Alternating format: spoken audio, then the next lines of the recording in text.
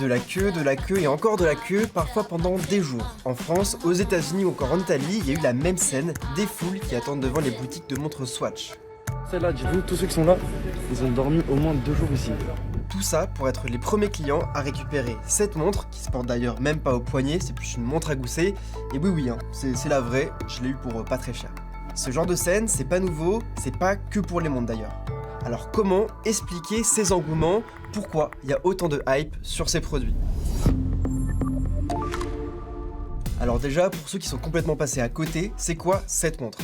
Son nom c'est la Royal Pop. Pop parce qu'elle a des couleurs pop, et Royal parce qu'elle est issue d'une collaboration avec l'horloger suisse de luxe Audemars Piguet, qui fait des montres comme la Royal Oak. J'ai regardé vite fait, les prix, on est à peu près à minimum 20 000 €. La Royal Pop, elle ne coûte que 385 €, ça fait une montre de marque de luxe à bien moins cher.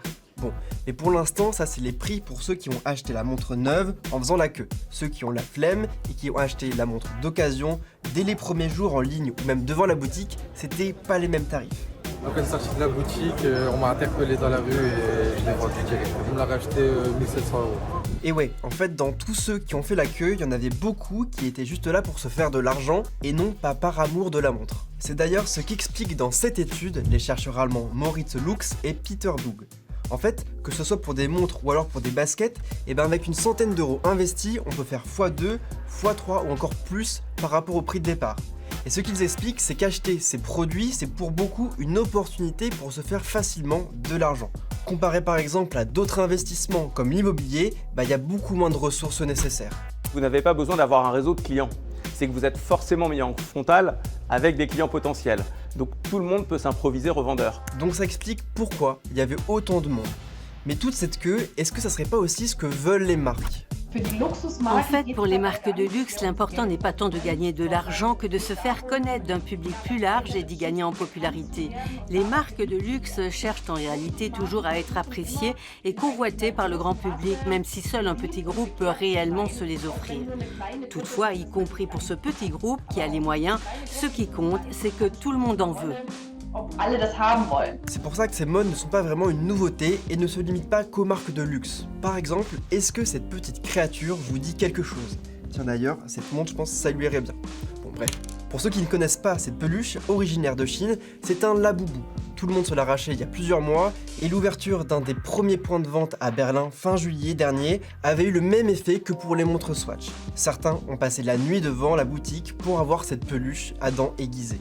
J'attends depuis minuit et demi, je fais la queue avec ma femme qui les collectionne. Autre exemple, une crème de pistache, des cheveux d'ange grillés, le tout enrobé de chocolat. Quand le fabricant Lindt a lancé sa version du célèbre chocolat de Dubaï, les gourmands n'ont pas résisté, d'autant plus que le nombre de tablettes était très limité. Par exemple, il n'y en avait que 1000 en Allemagne. Ou alors, comment résister au dernier iPhone pour les fans de la marque à la pomme? Depuis une vingtaine d'années, les utilisateurs n'hésitent pas à faire la queue pendant des heures. Et d'ailleurs, on le voit avec les iPhones ou avec les montres Swatch, et bien même quand un produit est pas en édition limitée, les gens se comportent à peu près de la même manière. On le veut à tout prix et le plus vite possible. Ok, mais du coup, pourquoi ça nous fait cet effet-là?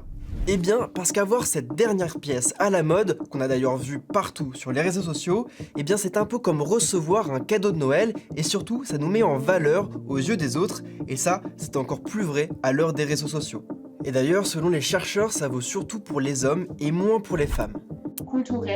Culturellement, les montres et les baskets, ce sont surtout des symboles de statut social pour les hommes, plus que pour les femmes. Il y a aussi une certaine compétitivité en jeu. On sait que les hommes sont plus compétitifs que les femmes. Et il s'agit bien d'une compétition quand on veut obtenir cette chose rare. Allez, on récapitule. Alors la fausse pénurie comme stratégie commerciale, l'esprit de compétition, les événements, les réseaux sociaux, les raisons pour lesquelles les marques recourent sans cesse à ces méthodes et pourquoi les clients continuent de s'y prêter sont nombreuses. Et s'il y en a de plus en plus, c'est parce que ça fait une bonne pub presque gratuite pour les marques et aussi c'est un bon moyen pour se faire de l'argent pour les revendeurs. Allez, c'est tout pour moi, à plus.